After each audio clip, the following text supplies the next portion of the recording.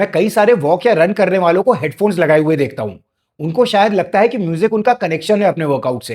पर मैं ये नहीं समझ पाता कि वो म्यूजिक सुनते में वर्कआउट कर रहे हैं या फिर वर्कआउट करते हुए म्यूजिक सुन रहे हैं। अगर म्यूजिक सुनते हुए वर्कआउट कर रहे हैं तो ठीक है, बट अगर वर्कआउट करते हुए म्यूजिक सुन रहे हैं तो शायद वो ये नहीं रियलाइज करते कि वो डोपामीन ले रहे हैं म्यूजिक से, जबकि लेना तो वर्कआउट से था। और ये उनको अपने वर्कआउट पे फोकस करने से रोकता है, जिसके लिए तो उन्होंने हेडफोन्स लगाए थे। अगर आपका वर्कआउट का रीजन सिर्फ टिक करना है तो सब बढ़िया है, बट अगर टेक्निक, फॉर्म और इंटेंसिटी है तो आप म्यूजिक से दूर ही भले हो। म्यूजिक का वर्कआउट से कनेक्शन शुरू हुआ जिम से, और जिम्स में म्यूजिक कोई आपको आर्नोल्ड बनाने के लिए नहीं है, वो सिर्फ एक बिजनेस स्ट्रैटेजी है। जिम्स एक ऐसा एनवायरनमेंट क्रिएट करते हैं जहां आपका डेली आने का मन करे, और इसमें म्यूजिक उनको दो तरीके से हेल्प करता है। लोगों की गहरी सांसें, चिल्लाने और लोहे के टकराने की आवाजों को शील करने के लिए, और दूसरा आपके मूड को प्राइम करने के लिए। जिम्स की मैनेजमेंट चाहती है कि आप एनर्जाइज्ड फील करें ताकि आप कल वापस आए और अपने दोस्तों को भी लेकर आए। सो जिम्स में म्यूजिक सिर्फ रिटेंशन ही नहीं बल्कि एक्विजिशन का भी टूल है। जिम जाने वाले तो म्यूजिक को अवॉइड नहीं कर सकते, पर ओपन एयर में वर्कआउट करने वालों ने म्यूजिक को अडॉप्ट कर लिया है।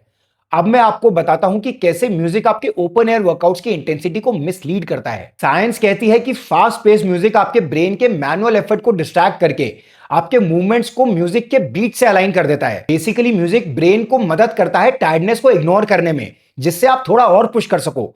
पर इसका मतलब तो म्यूजिक वर्कआउट्स के लिए बेस्ट है? एक्चुअली नहीं। म्यूजिक आपके एफर्ट्स को ही नहीं बल्कि ब्रेन और मसल्स के कनेक्शन को भी शील्ड करता है। फिटनेस की दुनिया में इसे डिसोसिएशन कहते हैं। साउंड्स कूल ना, पेन ही फील नहीं होता। पर पता है कैच क्या है? आपके वर्कआउट की इंटेंसिटी आपके शरीर को डिसाइड करनी चाहिए, पर डिसाइड करती है म्यूजिक की बीट्स। और ये बहुत ही गड़बड़ काम है। आपकी बॉडी वर्कआउट के दौरान सिग्नल्स देती रहती है, अगर वर्कआउट चैलेंजिंग नहीं है तो, और अगर चैलेंज कुछ ज्यादा बड़ा हो गया तो भी। ब्रीदिंग, जॉइंट्स की आवाज, फुट स्ट्राइक्स की साउंड आपके ब्रेन को स्टेटस अपडेट देते रहते हैं। पर म्यूजिक इस पूरे बायोफीडबैक सिस्टम को ब्लॉक कर देता है, और इसका रिजल्ट पुअर फॉर्म और higher risk of injury. Because आप अपने बॉडी के मैकेनिक्स से बिल्कुल अनजान होते हो। आपका ध्यान अपने वर्कआउट की जगह म्यूजिक पर होता है। अगर म्यूजिक क्रच यानी कि बैसाखी बन जाए तो गलत है।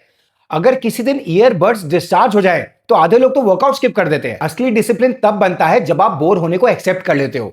जब थकान होती है और किसी किसी मसल में दर्द होने लगता है ना, कैरेक्टर और मेंटल टफनेस तब बिल्ड होती है। वर्कआउट का पॉइंट है कि आप दर्द और तकलीफ को नॉर्मल रिएक्शन समझो और इससे आगे बढ़ो। आपको यही बेटर बनाएगा। सिर्फ करने के लिए वॉक करने से कुछ नहीं होगा, आपको पुश करना पड़ेगा। म्यूजिक अमेजिंग चीज है बट आपके वर्कआउट्स के लिए नहीं।